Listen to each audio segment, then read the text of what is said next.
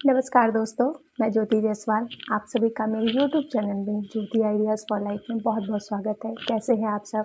I hope आप सब बहुत अच्छे होंगे। तो आज का टॉपिक है कि पति की लाडली कैसे बने, यानी कि पत्नियां ऐसे क्या क्या काम करें कि अपने पति के सीधे दिल में उतर जाए। और बहुत सारी पत्नियां होती हैं जो बहुत कुछ करती हैं मगर पति उनकी कदर नहीं करते हैं। तो उसका भी मैं एक सल्यूशन लेकर आई हूँ। तो बस आज इसी टॉपिक पे हम चर्चा करते हैं। लेकिन उससे पहले अगर आप मेरी वीडियोस पे नए हैं, मेरे चैनल पे नए हैं, तो प्लीज़ जाके मेरे चैनल को सब्सक्राइब कर लीजिए और बेल आइकन प्रेस करना ना भूलिए, क्योंकि मेरी कोई भी वीडियोस बेल आइकन प्रेस जब तक आप नहीं करेंगे तब तक मेरी वीडियोस आप तक नहीं पहुंचेगी। तो चलिए लेट ज़्यादा बात ना करते हुए वीडियो स्टार्ट करते हैं और अपने मन की बात मेरे मन में जो है वो मैं आपके साथ शेयर करती हूँ कि मैं अपने पति की लाडली कैसे हूँ। तो बस चलिए वीडियो स्टार्ट करते हैं। ये हर कोई पत्नी चाहती है कि अपने पति की लाडली रहे और मेरे पति मेरा हर कहना माने, मेरे हर समय मेरी फिक्र करे, मुझे प्यार करे। बहुत सारी चीज़ें ऐसी होती हैं, लेकिन हर रिश्ते में मेरा मानना है कि विश्वास होना बहुत ज़रूरी है। लेकिन अगर कहा जाए तो पति और पत्नी के बीच में जो एक जगह होती है उसका नाम होता है विश्वास। तो आप अपने पति के दिल में डे वन से ही विश्वास का बिल्कुल भरमार भर दीजिए कि मतलब उनके प्रति आप काफ़ी वफादार रहे। जैसे कि बहुत सारी बहनें ऐसे करती हैं कि पति जैसे ऑफिस से घर आते हैं या शॉप से घर आते हैं तो उनकी पॉकेट से पैसे निकालना स्टार्ट कर देती हैं और फिर पति पूछते हैं कि मेरे पॉकेट में इतने पैसे थे, क्या हो गया? तो पत्नियां कहती हैं मुझे नहीं पता, मुझे नहीं पता। तो कहीं ना कहीं पति के बाद जानते हैं कि मेरी पत्नियां ही ये काम कर सकती हैं, या कहो तो घर के हो सकता है कोई और सदस्य घर के लेते हो, फिर भी उनके कहीं ना कहीं उनके माइंड में रहता है कि मेरी पत्नियां ही ये करती हैं, मेरी पत्नी ही ये करती है। तो सबसे पहले आप अपने पति के मन में अपना विश्वास को कायम करिए, क्योंकि किसी भी रिश्ते के लिए सबसे ज़रूरी होता है विश्वास का होना, जो कि उस रिश्ते को और भी मजबूत बनाता है। तो सबसे पहले विश्वास रखिए। तो आप अपने पति के दिल में विश्वास का बिल्कुल भरमार भर दीजिए, यानी कि वफादार हो जाइए। देखिए, अगर आपको किसी चीज़ की ज़रूरत हो तो आखिर आपके पति ही वो सारी चीज़ें आपकी ज़रूरत को पूरा करते हैं। तो बात करते हैं पैसे के मामले में क्यों लड़कियां पीछे रह जाती हैं। अगर आपको ज़रूरत है तो आप उतने पैसे अपने पति से मांग लीजिए कि मुझे इतने पैसे की ज़रूरत है और मुझे ये सारी चीज़ें चाहिए। तो बहुत सारी पतियाँ कहते हैं रुकिए मैं आपके लिए वो चीज़ ला देता हूँ, लेकिन पत्नियों के मन में कहीं न कहीं होता है कि नहीं, मुझे तो पैसे ही चाहिए। तो आप आपको जितनी ज़रूरत हो अपने पति से उतने पैसे माँग लीजिए, लेकिन उनके पॉकेट से पैसे निकालना बंद करिए।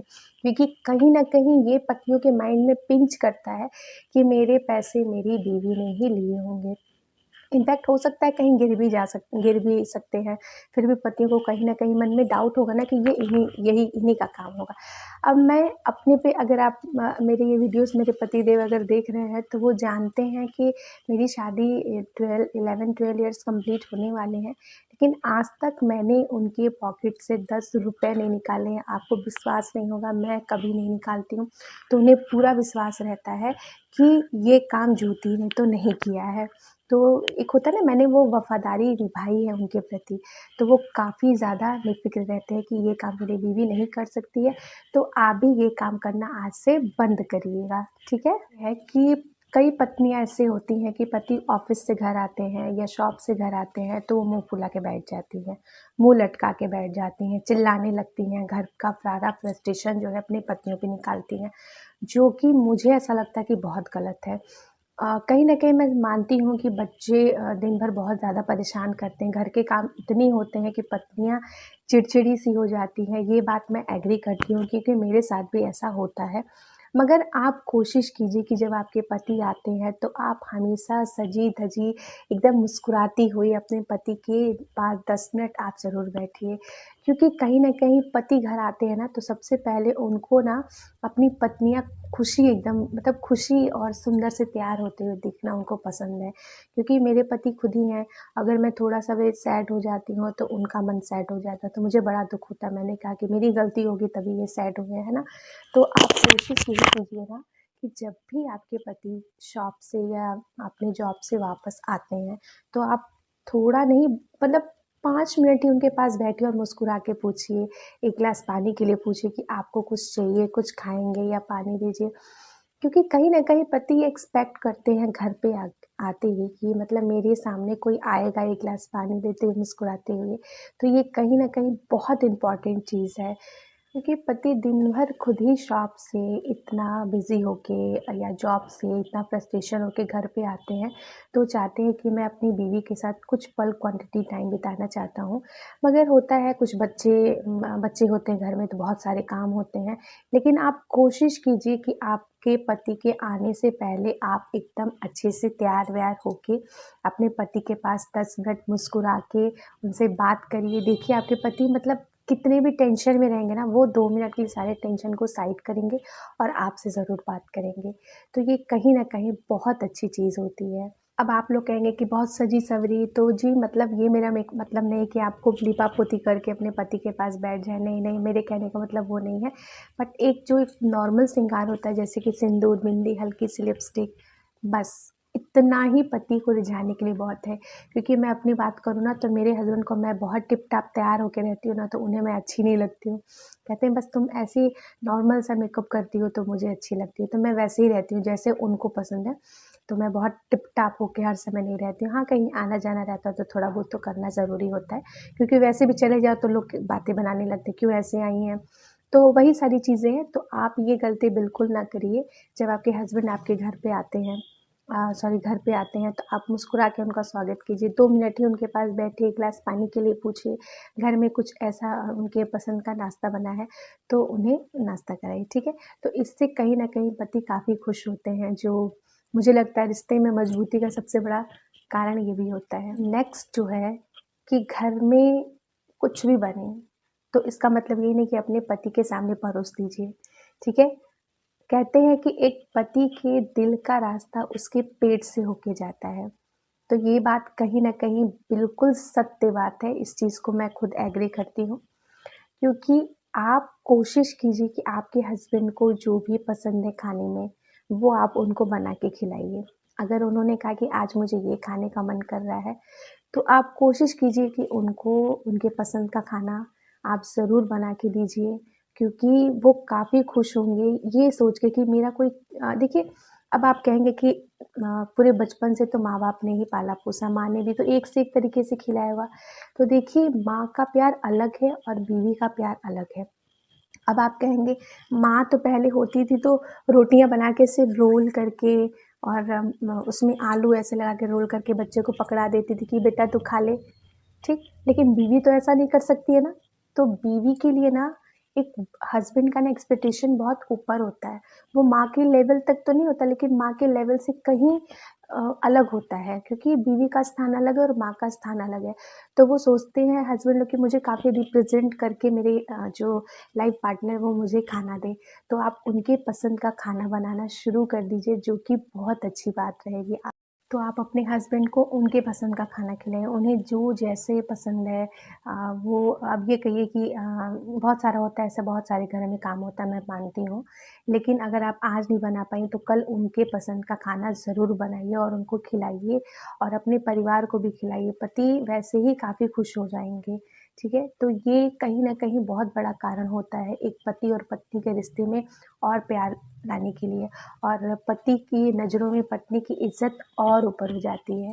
होती हैं कि घर के सारे काम हो गए हैं, फिर पति और पत्नी जब रात में अकेले आते हैं, रूम में रहते हैं, तो पत्नियाँ दिन भर का कचर-पचर अपने पति को सुनाना स्टार्ट कर देती हैं कि ये इसने ऐसे कहा, वो इसने मतलब पतियों का कान भरना शुरू कर देती हैं, जो कि कहीं न कहीं हद से ज़्यादा गलत है। आप कोशिश कीजिए ना मैं मानती हूँ कि पत्नी अगर पति से नहीं कहेगी तो किससे कहेगी? लेकिन आप बार-बार एक ही टॉपिक पे अपने पति के सामने कहती जाएँगी तो वो कहीं न कहीं फ्रस्ट्रेशन में आके वो आप ही को गलत समझने लगेंगे, ठीक है ना? तो आप कोशिश कीजिए कि एक बार आपने कोई परिवार को लेके कहा, एक बार कहा, 2 बार कहा, बस उसके बाद आपको शांत हो जाना चाहिए। अगर वो समझदार होंगे तो वो सारी चीज़ों को समझेंगे, आपकी सारी बातों को समझेंगे। तो बार-बार उनको ना किसी टॉपिक पे बहस मत किया कीजिए, किसी भी टॉपिक पे। जब आपको लगे कि हाँ, वो समझदार है तो उनकी बातों पे उनको छोड़ दीजिए, बहुत ज़्यादा उनके पीछे ना पड़िए। तो पतियों के मन में ना कहीं न कहीं पत्नी के मन में द्वेष आ जाता है कि मेरी पत्नी हर समय कचर-पचर की रहती है। तो कोशिश ये कीजिए कि घर का वातावरण या अपने रूम का वातावरण ऐसा बनाएँ कि पति हमेशा हमेशा डिपेंडेंट रहे अपनी पत्नियों पे। अब ये भी नहीं कहूँगी कि हर समय हर एक चीज़ के लिए डिपेंड रहे, लेकिन आप कोशिश यही कीजिए कि कोई भी फैमिली मैटर है तो बड़े प्यार से समझाइए, प्यार से सुलझाइए और पति ऑटोमेटिक ही काफ़ी खुश रहेंगे, ये सब चीज़ों से उनको दूर रखिए। अब तो सबसे मोस्ट इम्पॉर्टेंट बातों पे मैं डिस्कस करूँगी कि बहुत सारी लेडीज़ें होती हैं कि मायके में कोई ऐसा फंक्शन होता है जहाँ उनकी इनविटेशन नहीं होती है या कहो तो बस ऊपर-ऊपर से इनविटेशन होती है, तो वो अपने पति से बहुत ज़िद करती है कि नहीं मुझे जाना है, मुझे जाना है, मुझे आप लेके चलिए। और पति अगर मना कर रहे हैं कि नहीं मैं नहीं जा सकता हूँ क्योंकि इनविटेशन प्रॉपरली नहीं आता है। देखिए बहुत जगह बहुत तरीके के इनविटेशन होते हैं, कोई ऊपर मन से कहता है, कोई बहुत दिल से कहता है, कोई बस कार्ड में लिख दिया। तो सारी चीज़ों को साइड रखिए और एक फ़ोन कॉल करके किसी को इन्विटेशन देना बहुत प्यार से तो वो बहुत मायने रखता है ना? तो पत्नियाँ ज़िद करने लगती हैं और पति कहते हैं नहीं, तो वो सारी चीज़ें आप बिल्कुल मत करिए क्योंकि आपको अगर याद होगा कि माता सती को भी इसी तरह उनके पिता ने इन्विटेशन नहीं दिया था, फिर भी वो अपने मायके चली गई थी। तो उसका अंत हम सभी लोग जानते हैं, ठीक है ना? तो जहाँ पति कहे वहाँ जाना वो ज़्यादा ज़रूरी है क्योंकि देखिए शादी के बाद ना पत्नी का सबसे पहला कर्तव्य होता है अपना पति और अपना ससुराल। कहीं न कहीं ससुराल को थोड़ा-सा आप साइड रखिए लेकिन अपने पति का कर्तव्य सबसे सर्वोपरि है। तो जहाँ आपका पति नहीं जाए वहाँ बिल्कुल भी मत जाइए और अगर कहीं पति जा रहे हैं जहाँ आपकी इन्विटेशन है वहाँ आपको भी जाना ज़रूरी नहीं है। तो वही कह सकती हूँ जहाँ पति जाए वहाँ पे ही जहाँ इन्विटेशन तो साथ में आप दोनों जाइए। हो वहाँ पे अपने पति से ज़िद बिल्कुल भी मत करिए कि मुझे यहाँ चलना है। तो पता है पति के मन में कहीं न कहीं ना कुछ बैठ जाता है मन में कि मेरी पत्नी मेरी बात नहीं मानती है। तो देखिए कहीं न कहीं पति ही आपके लिए सब कुछ है, पति सर्वोपरि है। उसके बाद ही आपका सारा कर्तव्य है, पति के कर्तव्य के बाद ही आपका सारा कर्तव्य है। तो अपने पति को ही हर चीज़ें समझिए भाई अगर वो नहीं ले जाने के लिए ज़िद कर रहे हैं तो फिर आप ज़िद बिल्कुल भी मत करिए जाने के लिए। तो ये कहीं न कहीं पति के और पत्नी के बीच में बहुत बड़ा बॉन्ड बनाता है कि जहाँ पति जा रहे हैं अगर पत्नी की इन्विटेशन है तो पति जाएँ साथ पति-पत्नी साथ में जाएँ। लेकिन जहाँ आपका इन्विटेशन ना हो वहाँ आप अपने पति से बिल्कुल भी ज़िद मत करिए जाने के लिए।